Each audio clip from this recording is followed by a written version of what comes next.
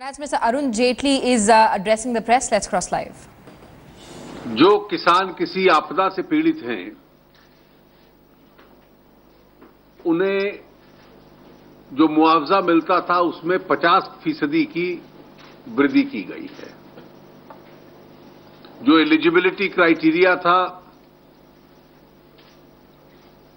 कि 50% फसल नष्ट हो तो आपको मुआवजा मिलेगा, उसको 33% पे लाया गया है। देश में दालों का पैदावार बढ़े, क्योंकि बाकी चीजों की कीमतें नियंत्रण में है, दालों की कुछ कीमतें बढ़ी थी, क्योंकि दालों के साथ एक सप्लाई साइड इशू भी है। तो इसलिए दालों के ऊपर 200 रुपए प्रति क्विंटल का एक बोनस भी सरकार ने घोषित किया है। कई कृषि योजनाएं हैं, अलग अलग विभागों के तहत चलती हैं। कृषि विभाग की है कि ड्रिप इरिगेशन की पर drop more crop, water resources की है, ग्रामीण विकास मंत्रालय की है वाटरशेड स्कीम। इन सब के बीच में एक समन्वय पैदा किया जाएगा और ये तय किया है कि इन 5 वर्षों में केंद्रीय बजट से 50,000 करोड़ रुपया केवल प्रधानमंत्री कृषि सिंचाई योजना के ऊपर इसका व्यय हम लोग करेंगे। जो राज्यों का शेयर होगा वो इसके अतिरिक्त होगा। मनरेगा में भी जो मटेरियल कंपोनेंट है वो इसमें से उसकी सहायता की जा सकती है। एक दूसरा महत्वपूर्ण निर्णय था central sector scheme for promotion of national agriculture market through agri technical infrastructure. Agricultural markets state subject हैं और उस रिस्ट्रिक्शन की वजह से एग्रीकल्चरल प्रोडक्ट्स की मूवमेंट के ऊपर काफी प्रतिबंध लगते हैं। देश में 585 रेगुलेटेड मार्केट्स हैं। ये निर्णय लिया गया कि पूरे राज्य के लिए जो लोग इन एग्रीकल्चरल मार्केट्स में व्यवसाय करते हैं, आज मार्केट सेक्टरिक लाइसेंसेज हैं उनके पास, तो आप एक मार्केट से उसको संबंध रख सकते हो। अब पूरे राज्य के लिए एक लाइसेंस होगा। उसके अतिरिक्त सिंगल पॉइंट लेवी होगी। प्राइस डिस्कवरी के लिए इलेक्ट्रॉनिक ऑक्शंस होंगे और इसका असर यह होगा कि पूरा राज्य एक प्रकार से एक मार्केट अपने आप में बन जाएगा और राज्यों के भीतर जो फ्रैगमेंटेड मार्केट्स हैं वो समाप्त होंगी।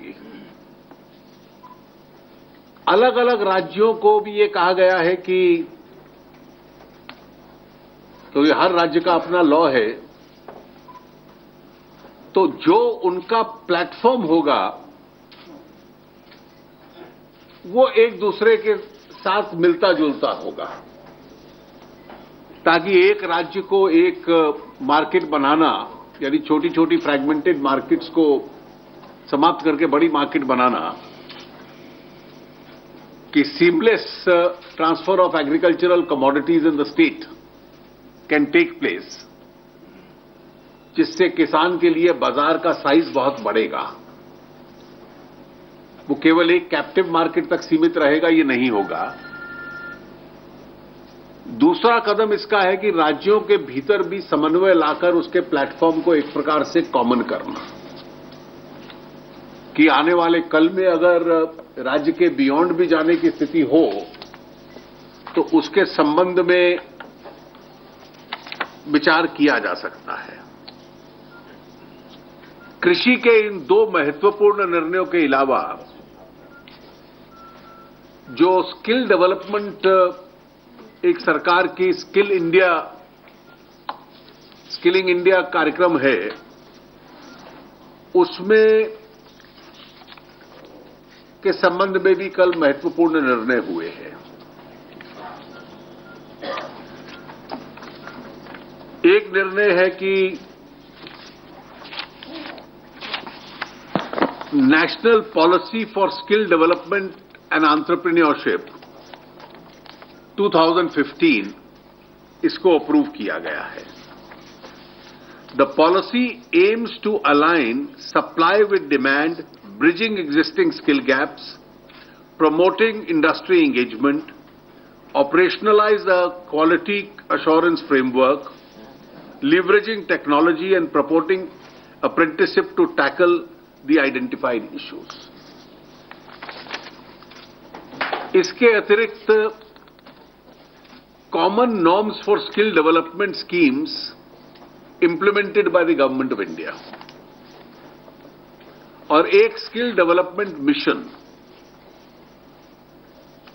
ये तीनों को अप्रूव किया गया है। इसके पीछे मूल उद्देश्य ये है कि जो लोग बहुत अधिक हायर एजुकेशन में नहीं जा पाते और एक सीमित शिक्षा के बाद उनको स्किल करना और स्किल करने के लिए उनको ट्रेनिंग देने के लिए सरकार के 21 मंत्रालय हैं जिसमें अलग अलग योजनाएं हैं। इन तमाम 21 मंत्रालयों की जो योजनाएं हैं उनको कॉमन नॉर्म्स के मुताबिक उनमें समन्वय लाना ताकि इन नौजवानों को, महिलाओं को रोजगार के लिए तैयार किया जा सके। प्लम्बिंग और कारपेंटरी से लेकर ड्राइविंग और हेयर कटिंग, मतलब इसे सैकड़ों किस्म के प्रोफेशंस हैं जिसके लिए स्किलिंग चाहिए। और जिन लोगों को बहुत ज्यादा हायर एजुकेशन का लाभ नहीं मिलता, इन स्किल्स के लिए उनको तैयार करना, ये तीनों निर्णय उसके संबंध में लिए गए हैं। एक नेशनल काउंसिल होगी जिसके प्रधानमंत्री जी की अध्यक्षता में होगी। स्टीयरिंग कमेटी होगी जिसके स्किल डेवलपमेंट के मंत्री चेयर करेंगे और इसको लागू करने का जो डायरेक्टरेट होगा वो स्किल डेवलपमेंट डिपार्टमेंट के जो सचिव हैं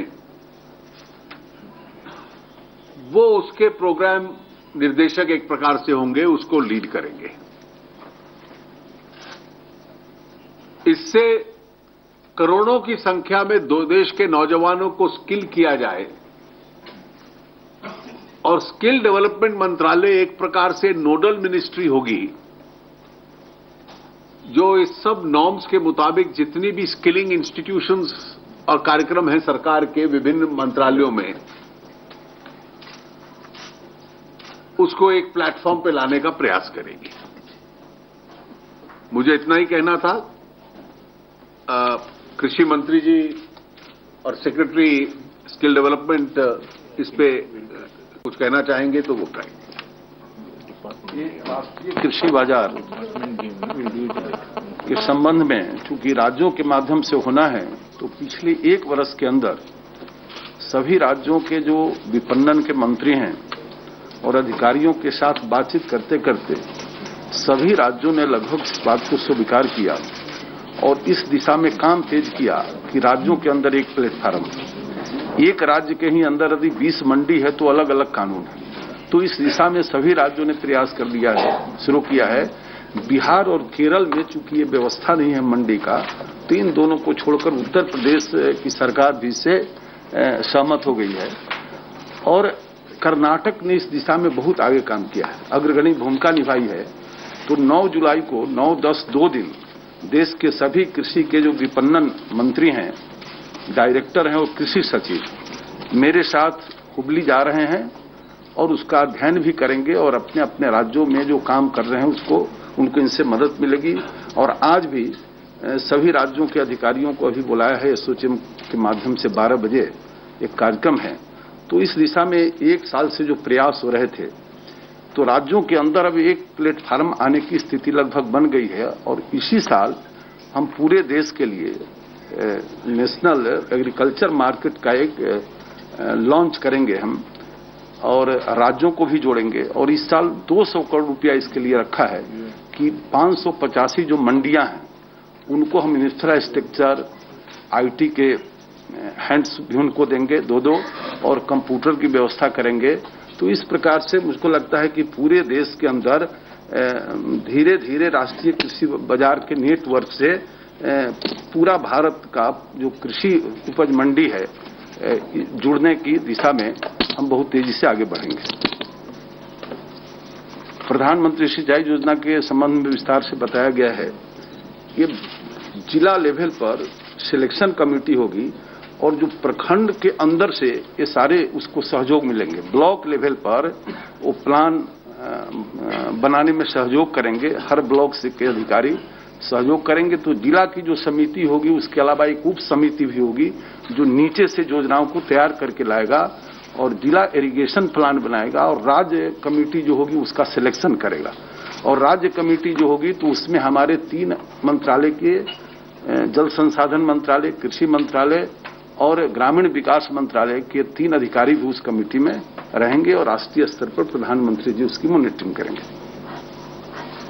इसमें सेक्रेटरी स्किल डेवलपमेंट, पिछले सप्ताह प्रधानमंत्री जी ने स्मार्ट सिटीज कार्यक्रम को लॉन्च किया था। कल डिजिटल इंडिया लॉन्च किया गया और स्किलिंग इंडिया के संबंध में भी ऐसी योजना है। तो सेक्रेटरी कल के निर्णयों के बारे में और इसके बारे में सचिव जी। माननीय मंत्रीगण, फ्रेंड्स फ्रॉम मीडिया, जुलाई का महीना इस मंत्रालय के लिए बहुत महत्वपूर्ण है।